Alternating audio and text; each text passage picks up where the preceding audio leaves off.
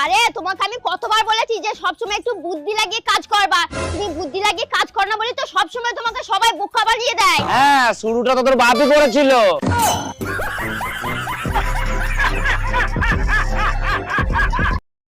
ভগবানের কাছে এমন একটা বউ চাইছিলাম যে সে যেন সঠিক হয়।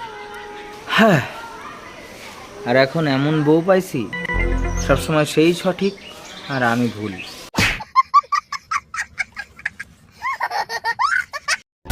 আরে তুমি কি করছো? কি আবার করব, ওই গামছাটা কেচেছিলাম তো তাই মেলছি। আরে আমি থাকতে তুমি কেন মেলবে? আমি তোমার বউ, দাও আমাকে, আমি মেলে দিচ্ছি। সত্যি তোমার মতন বউ পেয়ে আমি ধন্য হয়ে গেলাম। হ্যাঁ হ্যাঁ ঠিক আছে ঠিক আছে, এবার তুমি যাও কলপারে বাসনগুলো মেজে ফেলো।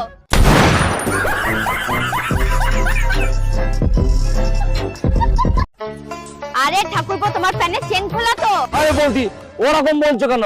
কারো যদি চেন খোলা থাকে না, তাকে বলবা যে তোমার মেকআপ বক্স খোলা। ও তা বলি ঠাকুরপো, তোমার মেকআপ বক্সটা না খোলা আছে, আর মেকআপ বক্সের ভিতর থেকে না লিপস্টিকটা দেখা যাচ্ছে। আমি তোমার নামে আল্লাহর কাছে বিচার দিব। কি বিচার দিবি দোস্ত তোরই? হে আল্লাহ, আমি যদি অপরাধী হয়ে থাকি তুমি আমার বিধবা বানাই দিও, আর যদি আমার জামাইয়ের দোষ হয়ে থাকে ওরে তুমি উঠাই নিও। এ না, এই দেখো তো আমার লিপস্টিকের কালারটা উজ্জ্বল হয়েছে কিনা। সারাদিন ছাগলের মতো পান চাবাও, তোমার আবার লিপস্টিক লাগানোর কি দরকার? বাজে কথা বলো না, আমার লিপস্টিকের কালার সুন্দর না পাশের ভাবি? তোমারটাই সুন্দর, পাশের বাড়ির ভাবির লিপস্টিক তো নোনতা নোনতা স্বাদ।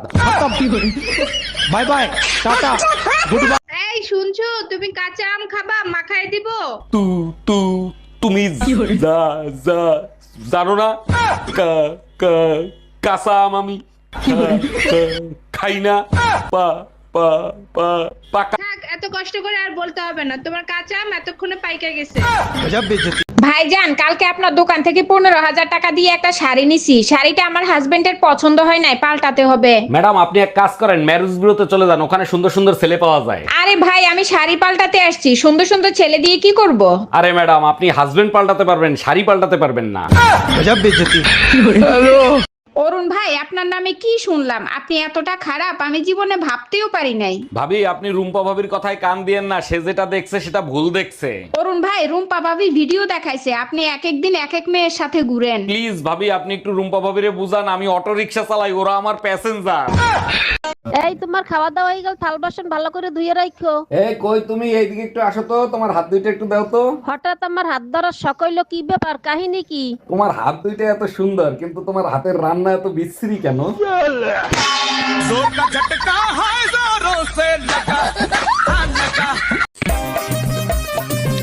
এই স্নেহা, এটা কার মেয়ে? কেন আমাদের মেয়ে? বাহ, খুব মিষ্টি দেখতে হয়েছে তো।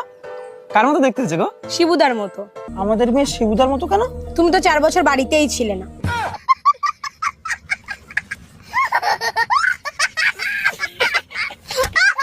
আমি তোমার নামে আল্লাহর কাছে বিচার দিব। কি বিচার দিবি দোস্ত তোরই? হে আল্লাহ, আমি যদি অপরাধী হয়ে থাকি তুমি আমার বিধবা বানাই দিও, আর যদি আমার জামাইয়ের দোষ হয়ে থাকে ওরে তুমি উঠাই নিও। এ না। হ্যালো, এই শোনো, বাসায় আসার সময় 1 কেজি হলুদের গুঁড়া নিয়ে এসো তো।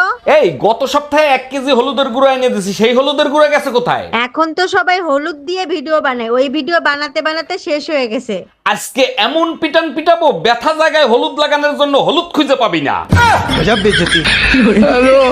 আচ্ছা ভাবি, আপনি 4টে বাচ্চা নিয়েছেন কোন আক্কেলে? প্রথমটা নিছি স্বামী স্ত্রীর ভালোবাসা দেখানোর জন্য, আর দ্বিতীয়টা নিছি 2টি সন্তান যথেষ্ট তার জন্য। আর তৃতীয়টা আর চতুর্থটা নিছেন কিসের জন্য? 3 নাম্বারটা ভুলে হয়ে গেছে, আর 4 নাম্বারটা জোড়া মেলানোর জন্য।